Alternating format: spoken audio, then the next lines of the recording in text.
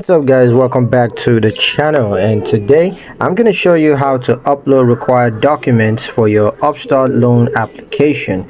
Now once you've submitted your loan application, Upstart may require additional documents to verify your identity or income or your employment status. So here's how to upload your documents quickly and correctly.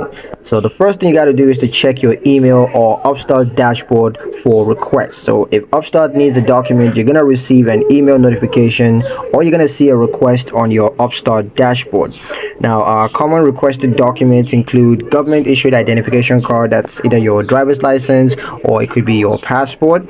They're also going to ask for proof of income, so you can use pay stubs, bank statements, or tax returns for those.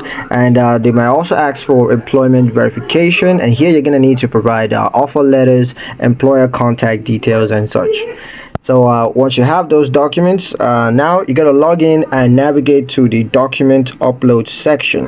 So just go to upstart.com, that's www.upstart.com, and log into your account, and then you're going to find the upload documents section. That's usually in your application status area.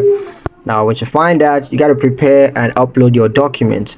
Now a couple of tips here: you got to make sure that you ensure clarity, so you got to take clear and well lit photos or scans of your documents.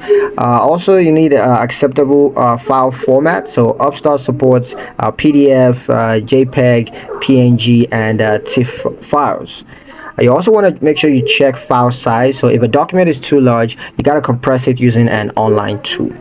Next, you want to submit and wait for verification. So once uploaded, Upstart is going to review your documents, and processing typically takes between 24 to 48 hours, so between 1 to 2 days. So but there can be delays if the documents are unclear or if more verification is required. Now, a couple of tips to avoid delays. One is to use a scanner or a high quality camera instead of blurred mobile photos. You also want to ensure that all four corners of the documents are clearly visible.